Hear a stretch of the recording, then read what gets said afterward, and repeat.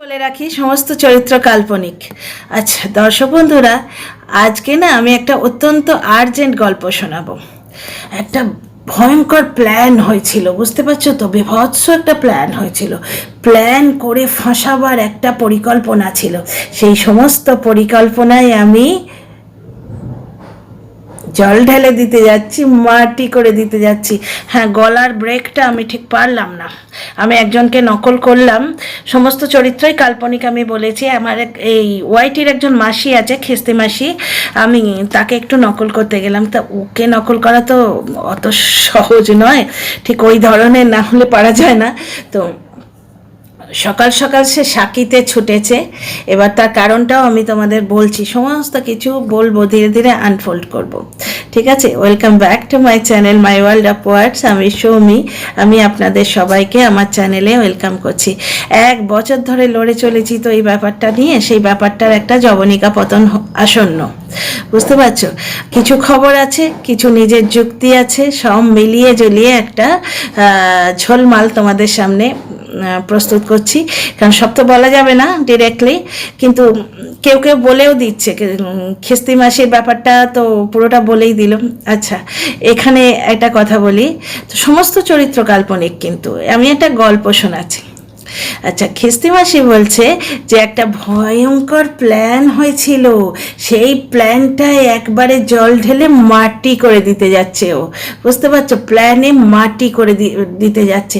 কারণ কি, ঘরের শত্রু বিভীষণ বলল, বুঝতে পারছো। আজকে একটু আগে একটা ভিডিও ছেড়েছে, সেটাতে দেখলাম। আর কাল মাঝরাতে একটা জিনিস দেখেছি আমি, সেটা পরে বলবো, বুঝতে পারছো। সেটা আর একটু শিওর হয়নি, আর একটু জেনে নিয়ে তোমাদের বলবো। আচ্ছা, তারপরে কি বললো, সামনে থেকে যদি কেউ হাত বাড়ায় তাহলে আমি হাতটা ধরবো না কেন, ঠিক আছে।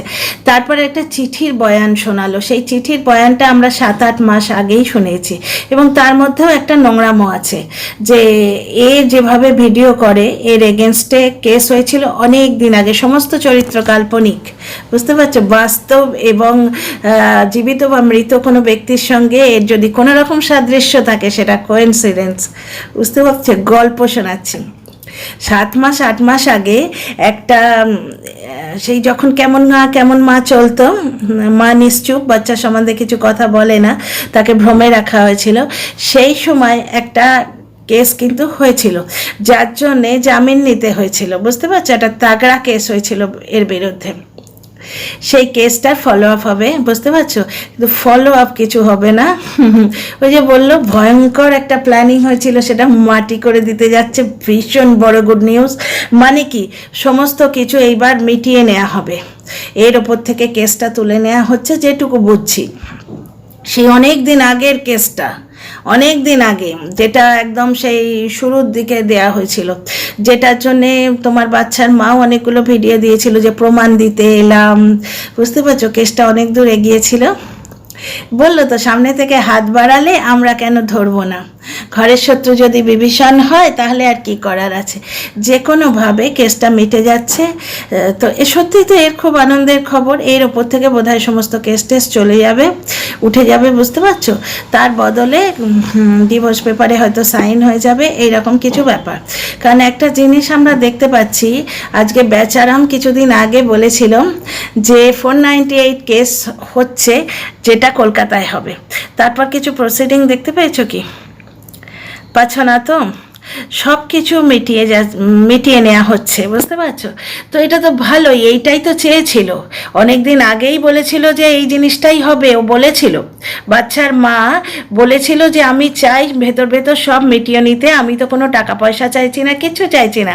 ও তো চেয়েই ছিল ডিভোর্সটা যাতে হয়ে যায়, বুঝতে পারছো। কিন্তু তখন কি বলেছিল, তখন ভেবেছিল যে কন্ট্রোভার্সিটা ধরে না রাখলে আমার তো ব্লগ চলবে না, বুঝতে পারছো। সুতরাং তখন কি বললো, না না না না, একতরফা ডিভোর্স কেস করলে জেতা যাবে না। আমাকে দোষী সাজিয়ে আর তুমি মুক্তি চাই, মুক্তি দাও বললে তো হবে না। মুক্তি দেবো কিনা আমায় ভেবে দেখতে হবে। তখন কিন্তু পক্ষ থেকে অপোজ করা হয়েছিল, এবং শর্তগুলো তোমরা সবাই জানো। কি বিভৎস বিভৎস শর্ত ছিল, এবার ওই শর্তগুলি মেনে নেওয়া হয়েছে। হ্যাঁ, এই বাচ্চাটাকে নিঃশর্তভাবে দান করে দেওয়ার শর্তটা মেনে নেওয়া হয়নি, বা ওই 10 লক্ষ টাকার শর্তর ব্যাপারটা এখন বলা যাবে না, কিন্তু এই মাঝখানের শর্তটি মেনে নেওয়া হয়েছে, বুঝতে পারছো? মানে কি বলবো, আমি কদিন ধরে তোমাদের বলছিলাম না আমার মনের মধ্যে একটা অদ্ভুত উচাটন ভাব চলছে, বুঝতে পারছো? তো যাই হোক, যার শেষ ভালো তার সব ভালো। তো বর্তমানে আমি যেটা বুঝেছি সেটাই হতে চলেছে, সমস্ত কিছুর একটা নিষ্পত্তি হতে চলেছে, সমস্ত কেস টেস তুলে নেওয়া হচ্ছে এবং ক্ষমাশীল হয়ে সব কিছুকে ক্ষমা করে দেয়া হচ্ছে। তাহলে কি হলো, সাপও মরলো না, লাঠিও ভাঙলো না, বুঝতে পারছো? কাজটা হাসিল হলেই তো হলো, সব শেষ ভালো যার তার সব ভালো, বুঝতে পারছো? তো কদিন ধরেই এই আইওয়াসটা দেয়া হচ্ছিল, যে নাম ধরে ডাকা হচ্ছে, বগদাদাকে নাম ধরে ডাকছে, তারপরে ডিরেক্টলি নানা রকম কথা বলছে। এই জিনিসটা কিন্তু আমি পুঁটলি মাসির ক্ষেত্রেও দেখেছি, ও যখনই বিপদে পড়ে তখন এই জিনিসটাই করতো, তেল মেরে ভিডিও করতো। কিন্তু ব্যাপারটা হচ্ছে আমার কিন্তু এটা বিশ্বাস হয়নি, যে এই যে একটা গুজব রোড ছিল, যে মানে কি বলবো, যেটা আজকেও খিস্তি মাসি কিন্তু করার চেষ্টা করলো, সমস্ত চরিত্র কাল্পনিক, কিন্তু বাস্তবের সঙ্গে কোনো মিল নেই। যদি তোমরা মিল পেয়ে তো যাও জীবিত বা মৃতর সাথে, সেটা কিন্তু পারফেক্ট কোইন্সিডেন্স। আচ্ছা, এখানে ফিরে আসি একটা কথায়, এই যে একটা আইওয়াস দেওয়ার চেষ্টা করছিল যে বগদাদাকে ও নিজের দলে নিয়েছে, প্যাচ আপ করে নিয়েছে, আমার কিন্তু এটা বিশ্বাস হয় না। কারণ তোমরা নিশ্চয়ই জানো এতদিনে আর লুকোবার কিছু নেই, কিছুদিন আগে অবধি আমি কন্ট্যাক্টে ছিলাম, সুতরাং মানুষ কিছুটা তো চিনেছি। এই রকমভাবে মানে নিজের এথিক্স একদম জলাঞ্জলি দিয়ে ওইরকম একটা মানুষের সঙ্গে হাত ধরবে, এটা আমার কিছুতেই বিশ্বাস হয় না। আমি এদিক ওদিক থেকে যা খবর পেয়েছি সব থাক চুলোর ধরে, সেগুলোকে পুঁটলি বেঁধে ওই যে মোমো দেখলাম না, মোমো স্টাফিংয়ে দিয়ে দিলাম। যে ভরসাটা ছিল, ভরসাটা একটু টলে গেলেও কিন্তু একটা বিশ্বাস যেন কোথায় আছে, মনের মণিকোঠায় কোথাও যেন একটা বিশ্বাস আছে, অতটা কিছু নয়। সুতরাং যে জিনিসটা তোমরা ভাবছো যে বলছে যে ঘরের শত্রু বিভীষণ যদি হয় তাহলে কি করা যাবে, এবার সেই ঘরের শত্রু বিভীষণ সে যে ঘরওয়ালেদের সাথে, ঘরওয়ালার সাথে সে যে শত্রুতা করছে তার কি মানে আছে? হতে পারে মিটিয়ে দেওয়ার চেষ্টা করছে, তাই না? মিটিয়ে দেওয়ার চেষ্টা করছে। কারণ যে খবরগুলো সকাল থেকে পাচ্ছি সেগুলো আমি বিশ্বাস করছি না, করবো না, কোথায় যেন আমার একটু বাজছে, বুঝতে পারছো? আমি সবসময় নিজের মনের কথা শুনি। দিল আর দিমাগের লড়াইতে আমি কদিন ধরে খুব পর্যদস্ত হয়েছিলাম, দিমাগ কিছু বলছিল, দিল অন্য কথা বলছিল। তা আজকে হঠাৎভাবে নিশ্চিন্ত হয়ে দিলের কথা শুনছি। দিল কি বাত শুন রে ইউ আবি। তো যেটুকু দেখেছি, যেটুকু বুঝেছি, এতটা নয়। ভেতর থেকে যদি কিছু করা হয়ে থাকে সেটা সিম্পলি মিটিয়ে দেবার জন্যে, কারণ মেয়েটাকে আর কষ্ট দিয়ে কী লাভ? মেয়েটা প্রথম থেকেই নির্ঝঞ্ঝাট হতে চায়, সে শান্তিতে আরাম করে ব্লগ দিতে চায়, সে চায় যে ফ্ল্যাটে যাই, সে ফ্ল্যাটটাকে সুন্দরভাবে সাজাই, কত পয়সা ইনভেস্ট করলো দেখলে, কত সুন্দর সুন্দর জিনিস কিনলো, সুন্দরভাবে ফ্ল্যাটটাকে সাজিয়ে নিয়ে সে একটা জেনারেল ব্লগ দেবে। ট্যালেন্টেড মেয়ে, তার হাতে ট্যালেন্ট আছে, বুঝতে পারছো? বাবা মা সাপোর্ট দিচ্ছেন। মেয়েটা একটা ভুল করে ফেলেছে, কিন্তু সন্তান তাকে কি ফেলে দেবে? কি করবে বলো? তোমাদের বাড়ির লোক সন্তানেরা ভুল করে না? সন্তানকে বকা যায়, শাস্তি দেয়া যায়, কিন্তু তাকে বাতিল করে দেয়া যায় না, বুঝতে পারছো? আমাদের সন্তানরাও ভুল করে, হ্যাঁ এই ভুলটা একটা সাংঘাতিক একটুখানি বেশি গম্ভীর হয়ে গেছে, কিন্তু তা বলেও সে সন্তান, সুতরাং তখনও সে সন্তান ছিল ভুল করার আগে, আজকেও তাই। তো বাবা মা তাকে ফেলে দেয়নি, তার পাশে দাঁড়িয়েছেন, দাদা মাথার ওপর রয়েছেন, বুঝতে পারছো? বাবার অ্যাবসেন্সে তিনি দাদা যিনি বাবার অ্যাবসেন্সে দাদার জায়গাটি নিচ্ছেন, ঠিক আছে? তো সুন্দর একটা পারিবারিক বন্ডিংওয়ালা ব্লগ আমরা দেখতে পাই মেয়েটির ভিডিওতে। বেড়াল বাচ্চার প্রতি মমতা যে দেখায়, তার নিজের সন্তানের প্রতি মমতা, ভাবো তো, এইখানে আমার একটু খটকা লাগে, বুঝতে পারছো তো? যে চাইল্ড লাইনের লোকেরা যদি একটু বেশি অ্যাক্টিভ হয়ে বাচ্চাটিকে যদি মার কোলে দিয়ে দেয়, তাহলে বাচ্চাটা বাঁচে, বাচ্চাটা একটু খায়, একটু এক পিসের জায়গায় 2 পিস মাছ খায়, ইলিশ মাছ এলে তার জন্য যেন রুই মাছ আনা হয়। আমার শুধু এইটুকুই চাহিদা। 1 বছর ধরে তো গাল খাচ্ছি, তার বদলে এইটুকু তো চাইতেই পারি যে মা ভালো থাকুক এবং মায়ের কোলে ছোট্ট ফুটফুটে বাচ্চাটাও ভালো থাকুক, বন্যেরা বনে সুন্দর, শিশুরা মাতৃ করে। যাই হোক, অত্যন্ত urgent video dear friends, urgent গল্প কি বলে, গল্প দাদুর আসর বলতো না, সেই রকম একটা কাল্পনিক গল্প তোমাদের শোনাচ্ছি। যবনিকা পতন আসন্ন, কারণ সব কিছু ভেতর আস্তে আস্তে মিটে যাচ্ছে। আজকে খিস্তি মাসি কিন্তু সেই হিন্টটাই দিল। সাকিতে যাচ্ছে, আচ্ছা একটি চিঠি পড়ে শোনালো। সেই চিঠির বয়ান কিন্তু আমরা 7 মাস আগে শুনেছি, সেখানেও সে নোংরামো করেছে যে ওর ভিডিওর জন্যে ওর বাবার ড্যাশ পড়ে যাচ্ছে, মায়ের মাথা খারাপ হয়ে যাচ্ছে, ওর মানসিক হেলথ বিগড়ে যাচ্ছে। এই চিঠিটা আজ থেকে 7 থেকে 8 মাস আগে বাচ্চার প্রথম যে লিগ্যাল টিম ছিল তারা একটি তাগড়া কেস করেছিল, যার জন্যে বাচ্চার মা মার্চ মাসে একটা ভিডিও দিয়েছিল যে আমার হাতে যা প্রমাণ আছে সেগুলো দিতে এলাম, মনে আছে? সেই ভিডিওটা, সেই কেসটারই ফলো আপের কথা বলা হচ্ছে। এই রকম একটি কেস করা হয়েছিল, সেই কেসটা মিটে যাবে, ক্ষমাশীল, ক্ষমা করে দেবে সবাইকে। ওদিক থেকেও দেখছো 498-এ কোনো ফলো আপ দেখতে পাচ্ছি না, সে লোকটাও বেশ নিশ্চিন্ত হয়ে ব্লগ দিচ্ছে। ভাই মিটে গেলেই ভালো, কারণ ব্যাপারটা হচ্ছে ও লোকটাও বুঝতে পেরেছে বাড়িতে প্যাঁচানি আছে, লোকটাও বুঝতে পেরেছে যে মোমো বানিয়ে বেশ সবাই মিলে খাবো, এটাই ভালো লাগে। তা নয় চুপি ঘরের কোণে মার্বেলের ঘরে যে সে আছে তাকে গিয়ে চুপি দিয়ে আসবো, এটা কি ভালো? ক্যামেরার সামনে দেখাবো যে আমরা দুজনে মিলে একসঙ্গে মোমো খাচ্ছি এক থালা থেকে, বেশ রোমান্টিক, তাহলে একটু ভিউটা বেশি আসবে না? একদিনে সুবুদ্ধি হয়েছে। এই সুবুদ্ধিটা আগে থাকলে তো এত ক্যাচালি হতো না, এই 1 বছরের এই টানাপোড়েনটাও হতো না। ওদিকে তোমরা লাইভে কি দেখলে যে আর একজন মাঝখান থেকে সরে গেছে। মাঝখান থেকে কেন সে সরে গেছে বুঝতেই পারছো, কারণ সব কিছু মিটে যাচ্ছে, তার আর প্রয়োজন নেই, সেই জন্য উনি অনেক বড় ব্যাপারে মনোনিবেশ করতে গেছেন, উনি অনেক বড় ব্যাপারে মনোনিবেশ করতে গেছেন।